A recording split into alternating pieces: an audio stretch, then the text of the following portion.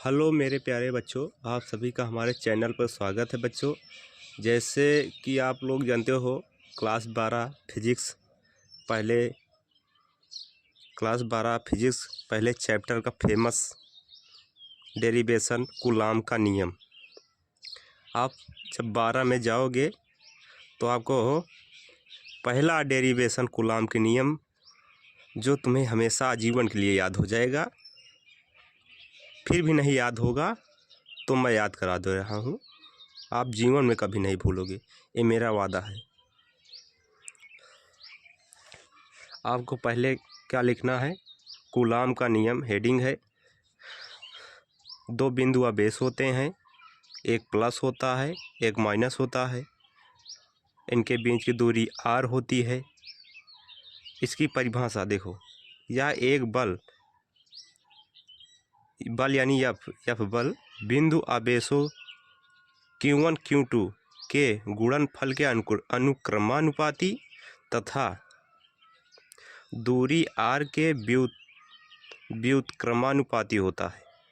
मतलब आप लोग अनुक्रमानुपाती और व्युत्क्रमानुपाती समझते होंगे। जैसे इनके दोनों आवेशों के बीच बल लग रहा है F, यानी F अनुक्रमानुपाती अर्थात बराबर।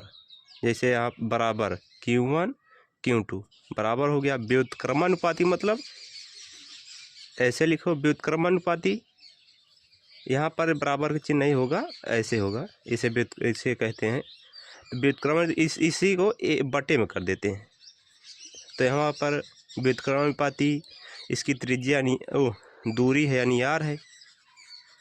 देखो साफ साफ लिखा है, यह बल बिंदु आवेश Q1 Q2 के गुणनफल के अनुक्रमानुपाती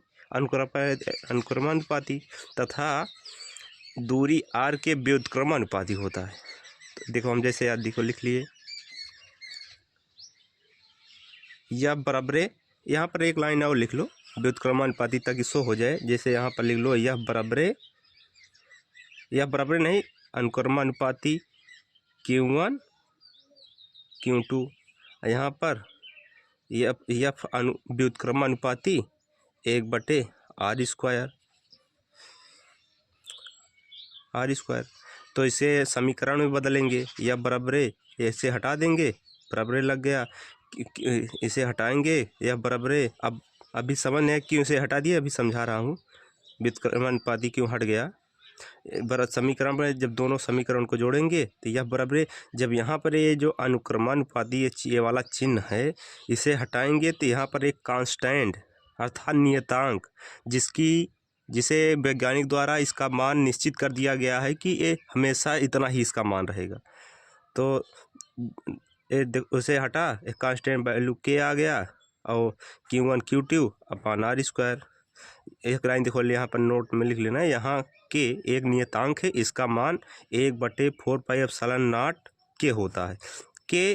के वायु के लिए वायु माध्यम एक होता है ना। जैसे कहीं पर माध्यम, कहीं पर गुलाल उड़ रहा है वो भी एक माध्यम है, कहीं पर हवा है वो एक भी माध्यम है, कहीं पर पानी भरा है तो वह भी एक माध्यम है। तो के अर्थात वायु के लिए के का मान 1 होता है, ठीक। और अन्य माध्यम है, जैसे और कोई और माध्यम होगा, जल होगा, तो उसका दिया रहेगा के का मान कि इस माध्यम के लिए के का मान इतना है। पहली बार तो 12 में से पूछता नहीं है, इसका मान के होता है 1 होता है। 1 जानते हो, 1 लिखा नहीं जाता, तब ए हो गया। तो यह बराबरे, उसके बाद के का मान रखे 1/4πε0 और ये Q1 Q2 और r² हो गया। अब उसके बाद 1/4πε0 के मान 1/4πε0 का मान 9 × 10⁻9 होता है, 9 × 10⁻9 होता है। तो ε0 का मात्रक, ε0 कभी कभी पेपर में भी मांग ले। आपका कूलाम का नियम बस यहीं तक है। कूलाम के नियम यदि पूछता है तो आप यहीं पर लिख दिए। यदि उसके बाद कह दिया कूलाम के नियम के सहायता से ε0 का मात्रक ज्ञात कीजिए, तो उसके लिए क्या होगा, एप्सिलॉन नॉट का मात्रक 1/4 एप्सिलॉन नॉट ये हो गया, इसका मान 9 × 10⁻9 होता है। उसके बाद 1/4 एप्सिलॉन नॉट इसे ये रख लिए। उसके बाद एप्सिलॉन नॉट यहाँ पर कीजिए, उसके बाद एक का सब इसको बराबर के उस पार भेजे, 1/4 हो गया, एप्सिलॉन नॉट यहाँ पर निकल गया। तो 9 बटे में है तो 9 × 10⁻9 हो गया। एप्सिलॉन नॉट का मान होता है 8.85 × 10⁻12। इसे याद करना, कभी कभी ऑब्जेक्टिव में पूछ लेता है कि एप्सिलॉन नॉट का मान कितना होता है, ये भी पूछ लेता है 1/4 पर एप्सिलॉन नॉट का मान कितना होता है। इसे आप लोग को ध्यान देना होगा।